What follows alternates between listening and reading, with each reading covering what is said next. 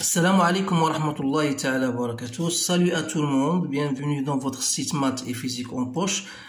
J'espère que vous allez bien. Dans cette séance, je vais partager avec vous, chers étudiants et étudiantes, un exercice concernant le niveau première année baccalauréat, concernant bien sûr la deuxième leçon sur la mécanique.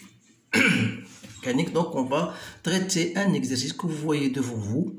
Voilà, on considère un corps solide de masse M qui se déplace sur une piste A, B, C, D. Donc sur une piste A, B, C, D qui est constituée, voilà, d'une partie AB rectiligne de longueur AB, d'une partie BC, c'est un arc de cercle, et d'une partie CD rectiligne par rapport à l'horizontale d'un angle bêta et de longueur 4 cm et tangente ABC au point C. Donc voilà le schéma devant vous.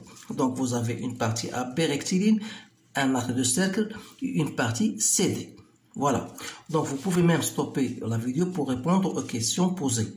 Donc la première question. Donc le corps se déplace sur la piste AB sous l'effet d'une force F de direction parallèle à la piste de sens de A vers B et vous avez d'intensité de la force 24 newtons pendant une durée de 4 secondes.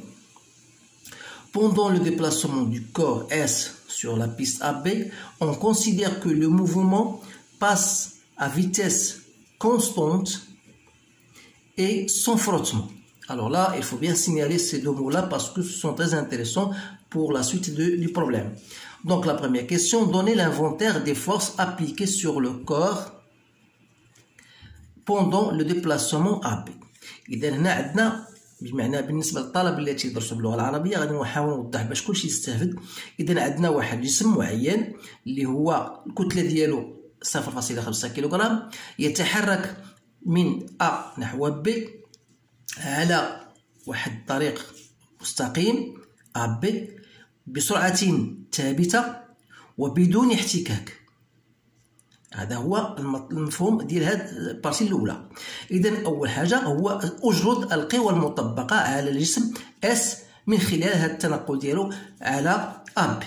إذا القوى التي يخضع لها هذا الجسم أو le corps, je peux dire le corps est soumis aux forces suivantes. Donc, première question, c'est le bilan des forces. Donc, c'est-à-dire, voilà, donc on l'appelle le bilan des forces, ou bien les forces exercées sur le corps AP. Donc, les forces-là, ce sont bien sûr le poids, ou bien plutôt la force F, vous avez le poids du corps, et vous avez la réaction du plan incliné. Donc, voilà ces trois forces. Donc, la deuxième question, on vous dit, voilà, donnez l'inventaire des forces appliquées sur S pendant le déplacement AB. Donc la question 2, voilà la suite des problèmes. Calculez le travail des forces, de chaque force appliquée, voilà, de chaque force appliquée sur S. Donc, vous savez bien sûr que le travail, je dois chercher le travail de F. Toujours le long du trajet AB, donc c'est F, AB, donc c'est le produit scalaire de F, AB. Comme F et AB sont de sens de même direction, donc je dis voilà F, AB, cosinus de 0, donc c'est 1. Donc il reste de faire l'application numérique, donc c'est 48 joules. Je passe le travail du poids le long du trajet AB égal à 0. Pourquoi? Parce que P est perpendiculaire au trajet AB. Il en est de même le travail de R. Pourquoi égal à 0? Parce qu'il n'y a pas de frottement. Car il n'y a pas de frottement. Et qui dit pas de frottement, c'est-à-dire on aura R est perpendiculaire au plan. Alors là, les choses, ce sont des choses que vous avez vues en cours. Donc je passe à 1.3. Calculer la puissance des forces appliquées. Donc, c'est-à-dire, il faut chercher la puissance de F. Vous savez bien sûr que la puissance d'une force, c'est le travail de cette force, toujours le trajet AB bien sûr, sur le temps, la durée. Donc, on a déjà calculé le travail de la force, c'est 48, que je divise par la durée qui est 40 secondes, donc ça me donne 12 watts. Le travail, la puissance du poids égale à 0, car le travail du poids égale à 0, il en est de même le travail de la puissance de R égale à 0. Donc, deuxième question, calculer le travail du poids pendant le déplacement BC. Alors là, c'est une question assez intéressante. Donc, normalement, le travail de P le long du trajet BC, vous allez appliquer votre formule mg ZB moins ZC. C'est-à-dire, si vous prenez votre schéma qu'on vous donne, voilà, si je place, voilà ZB, donc si je prends ce repère-là, voilà, X, Y par exemple, donc ça me donne ZB, et ça donne ZC. Donc pour moi, ZB moins ZC, c'est voilà, c'est cette altitude que j'appelle H. Donc je dis voilà, MGH. Donc H, c'est quoi? H, c'est cette distance ZB qui est R moins cette distance-là. Voilà, cette distance-là que j'appelle ZC. Voilà, parce que ZB égale à R. Alors, comment je dois calculer ZC? Là, il faut faire très attention parce que si vous خدينا هذا الجسم أو هذا المجسم المضلع دي 4 أضلاع، تلاحظوا عندنا هنا هذه بيتا، تعرفوا بأن مجموع الزوايا بيتا هنا 90 زائد هذا 90 زائد هذا لونجل هذا غنسميه هنا نسميه ألفا. دونك ألفا إيكال 360. إذا من خلال عاد ألفا بيتا عندنا هي 60، إذا جو بو تروفي ألفا. دونك 180 عندنا 240 غتبقى 120 درجة. إذا إلا كانت هذه 120، إذا هذه الزاوية هذه ستكون هي 60، لأن المجموع ديال هذا هي 180. دونك هذه الزاوية هي ماذا؟ هي 60. دونك إلا خدمت بالزاوية 60 عندنا كوسينيس دو 60 دوغري هو ZC sur R. Donc وبالتالي ZC هي R كوسينيس 60 هو 1/2، دونك هي R sur 2. وبالتالي H c'est R moins R sur 2، donc c'est R sur 2، مما يعني أن le travail du poids le long trajet BC ما هو إلا mg H. Donc H c'est R sur 2. Voilà le travail du poids. Donc je peux même faire mon calcul numérique en disant que le travail du poids le long trajet BC égale à quoi? C'est-à-dire mg c'est 5 fois 0,02, il faut toujours convertir centimètres, 2 cm en mètres, divisé par 2, ça me donne 0,05 joules. Voilà le travail du poids. Troisième question. Donc on vous dit voilà, lorsque le corps S arrive au point C, il continue son mouvement sur la piste CD avec une vitesse constante. Cette vitesse-là égale à 0,25 mètres par seconde. Les forces de contact entre le corps et le plan sont équivalentes à une force de frottement de même direction de sens opposé au mouvement. Montre que l'intensité de la force est égale 4,3. Alors là, c'est une question dont la réponse est la suivante. Parce que lorsqu'on vous demande, ou bien on vous dit voilà que la vitesse est constante, donc vous pouvez appliquer ce qu'on appelle le principe d'inertie أي مبدأ القصور. إذا ماذا يقول هذا؟ يقول في حالة إذا كانت السرعة ثابتة، يعني أن مجموع القوى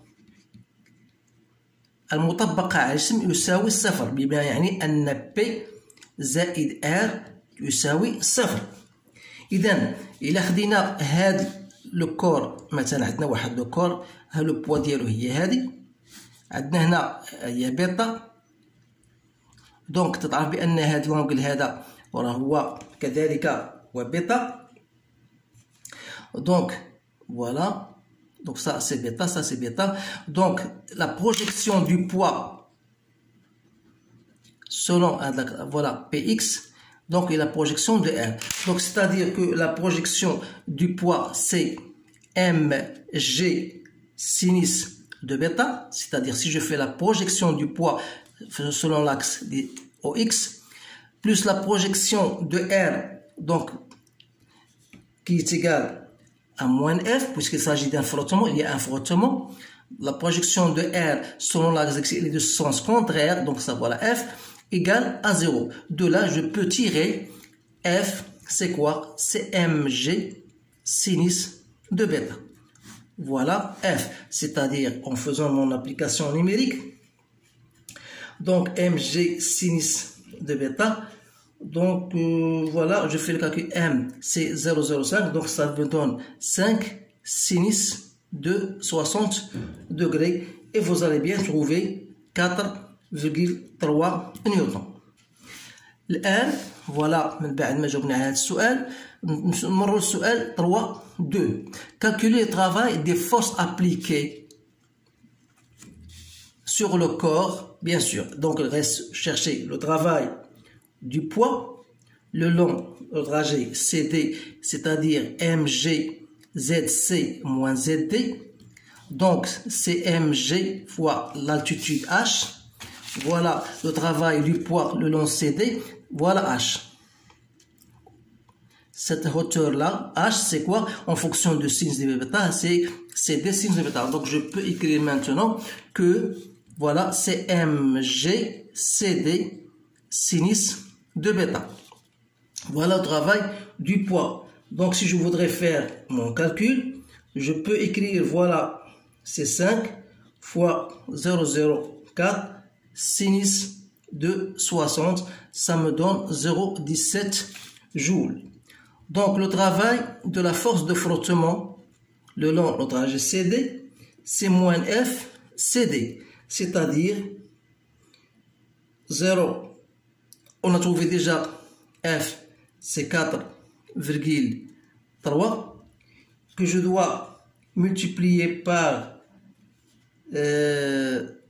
CD. CD c'est combien?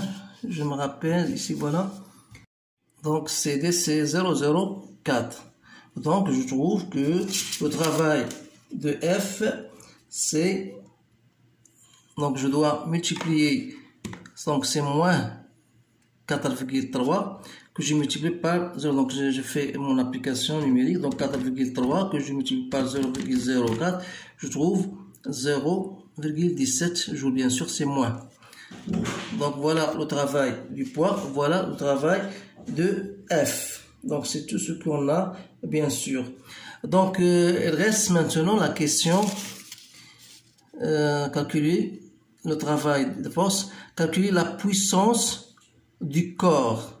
Donc voilà 3, la puissance du poids du corps. Donc pour répondre à cette question, vous appliquez votre formule, c'est le travail du poids sur delta T. Donc on n'a pas de travail, on n'a pas delta T, donc je peux appliquer une autre formule, c'est P pour du scalaire P fois V. Donc c'est P, V, cosinus de l'angle que fait P avec V. Donc P, voilà V, il a bien cette direction.